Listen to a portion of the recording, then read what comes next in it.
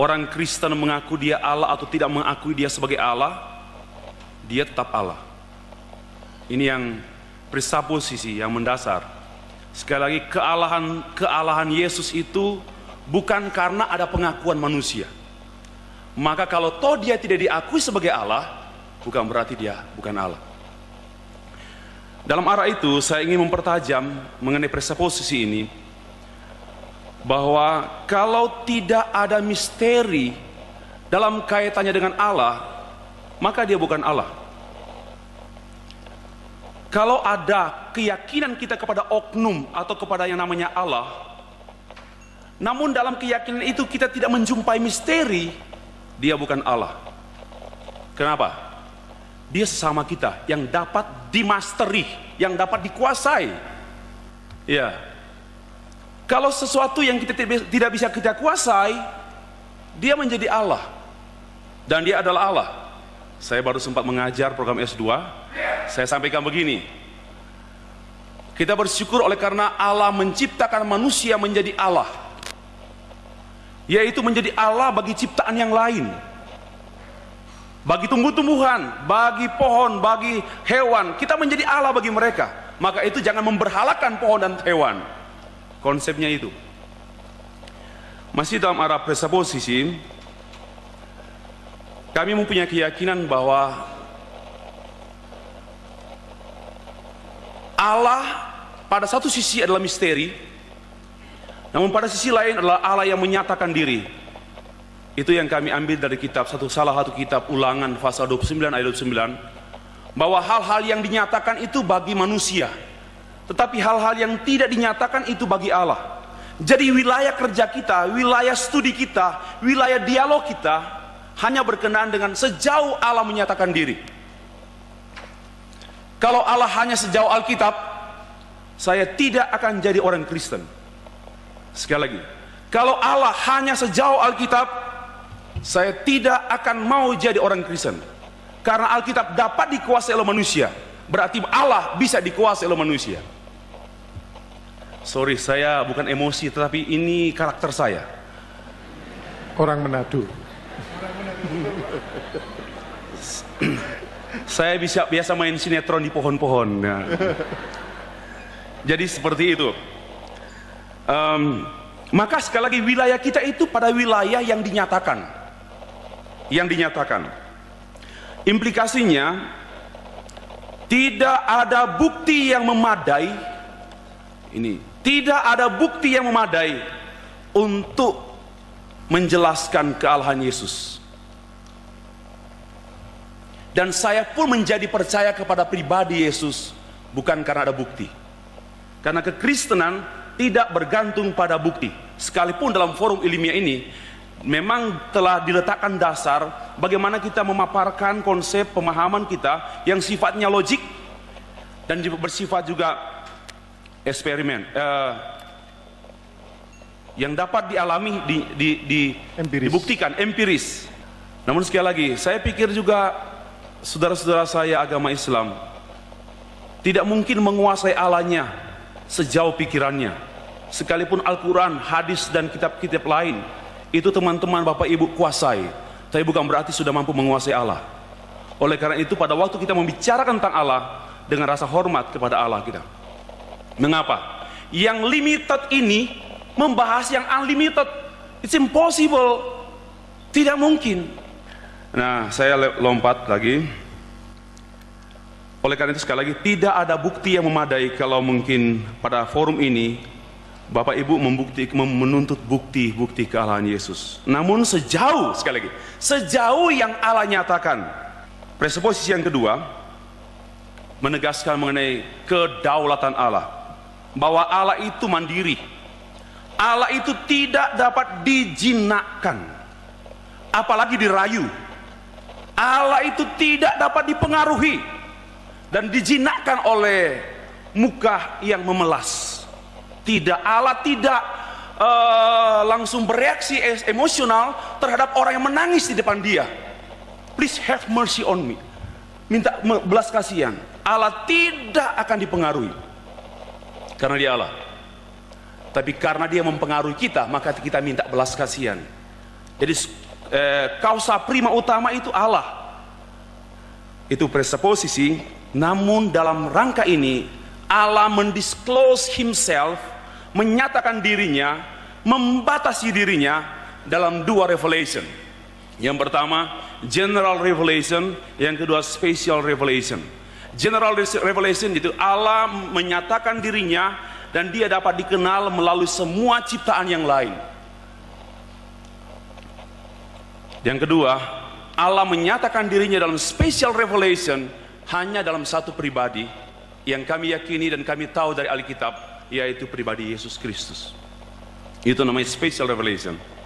Tetapi special revelation ini tidak bisa dimengerti without general revelation.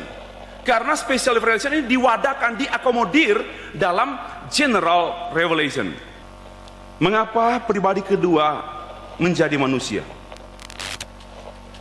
Kok Allah jadi manusia? Bagi saya hal yang saya sulit pikirkan, manusia jadi Allah. Itu yang saya tidak bisa terima dengan akal. Tetapi yang logis, Allah yang jadi manusia, itu logis.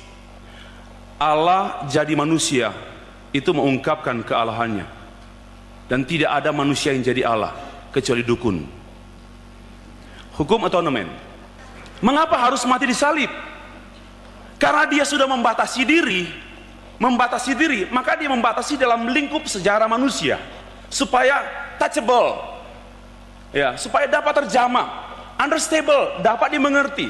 Karena maksud daripada Allah menyatakan diri supaya Allah dapat dikenal, dan dia masuk dalam seluruh aspek hidup manusia, termasuk berkenaan pada waktu itu Allah menyatakan diri dalam konteks Timur Tengah, bukan dalam konteks Songgokerto. Dan tuntutannya seperti yang sudah diulas, disampaikan oleh Dr. Roland Octavianus, oleh karena the sinful nature of human being, oleh karena keberdosaan manusia yang membuat Allah membatasi dirinya. Kalau Allah tidak membatasi diri, kita tidak bisa mengenal dia. Yang berikut, dalam rangka Allah mendamaikan dirinya dengan manusia yang telah berdosa, Allah membatasi dirinya. Mungkin bahasa orang tua, telan ludah pada waktu melihat anak nakal. Tahan. Allah membatasi diri. Dalam rangka ini, pada semua harus dilihat bahwa Allah lah yang memprakarsai, Allah lah yang berinisiatif. Kemudian, berikan buktilah sedikit saja tentang bukti-bukti kealahan Yesus. Saya akan memberitahukan beberapa hal yang Bapak Ibu sudah tahu. Kembali kepada presupposisi saya, hanya sejauh yang Allah nyatakan. Yang pertama, semua yang diperankan oleh Yesus yang tercatat dalam Alkitab itu sudah dinubuatkan, sudah dibicarakan bahwa dia akan datang, dan semua yang diperankan oleh Yesus itu sesuai dengan nubuatan. Itu semua sesuai. Maka ini bicara soal keunikan. Kemudian yang kedua, virgin birth. Dia lahir dari seorang perawan, Maria. Karena memang Allah membatasi dirinya. Ini bagaimana mungkin Allah yang adalah akbar, yang besar, yang agung itu kok bisa menggunakan kandungan seorang namanya Maria? Bagaimana mungkin? Tapi saya lebih mudah berpikir. Sekali lagi, yang sulit saya memikirkan bagaimana kandungan Maria menjadi Allah. Bagaimana kandungan perempuan biasa menjadi Allah, itu sulit dan itu tidak masuk akal kecuali di akal-akal. Namun yang dapat diterima yaitu Allah bisa jadi apa saja, namun Allah tidak jadi-jadian. Karena dia Allah. Dan virgin birth, kelahiran dari seorang perawan Maria, tanpa ada hubungan alami, tanpa ada hubungan dengan suami, dia mengandung. Because the Holy Spirit, ya, pribadi ketiga Allah Tritunggal yang kami yakini, dialah yang mengerjakan benih ilahi itu di dalam kandungan Maria. Memang ini tidak masuk akal, tetapi menurut kami ini melampaui akal. Di dalam kekristenan hanya ada logis, ya, melampaui logis dan translogis. Yang berubah bukan Allah, tapi saya yang berubah untuk memikirkan Allah. Jangan rubah doktrinmu, kami yang berubah terhadap doktrin kami. Itu transrasional, bukan irasional. There is no irrational in Christian doctrine. There is no irrational in Christian faith. Tidak ada yang irasional. Semuanya rasional atau irrasional, melampaui akal, tidak dapat ditampung oleh akal yang sempit, atau transrasional. Kitalah yang berubah, bukan doktrin yang berubah, bukan objek keyakinan kita yang berubah. Kemudian the virgin birth itu sudah. Yang kemudian heavenly saying, satu pernyataan ilahi pada waktu Yesus dibaptis, memenuhi semua hukum yang ada di konteks agama Yahudi. Ada heavenly saying, inilah anakku yang kukasihi, kepadanya lah aku berkenan. Ini singkat-singkat saja. Yang ketiga, sepanjang kehidupannya dia hidup menderita, dan klimaksnya di kayu salib. Dan kematiannya di kayu salib itu bukan dalam rangka kematian Allahnya, tetapi dalam rangka menebus. Dia membatasi diri, dan klimaks pembatasan diri Allah itu pada waktu disalib dalam rangka mengganti. Ini ada hukum atonement, ada hukum penebusan. Saya pikir tidak ada waktu untuk menjelaskan itu. Sekali lagi, itu semua 12 SKS. Kemudian dia mati dan dia bangkit, karena dia memiliki hidup dari dirinya sendiri. Dia mati dan memang sungguh-sungguh mati, bukan pura-pura mati. Dan dia juga bangkit. Ini sebagai dasar untuk keyakinan orang percaya mengenai kebangkitan orang percaya. Itu yang kebangkitan dan kenaikan. Dan setelah dia bangkit, dia naik ke sorga dalam rangka mempersiapkan tempat. Itu yang kami yakini. Ini sederhana saja. Kalau mau lihat uraian teologis dan filosofis, itu butuh waktu. Sekali lagi, dia pergi mempersiapkan tempat untuk kita yang percaya. The last one, kami yakin He will come again. Dia akan datang lagi untuk menjemput kami yang percaya. Saya tidak mengatakan kita yang percaya. Sekali lagi, saya tidak memprovokasi. Kami yang percaya. Dan kami juga tidak memonopoli.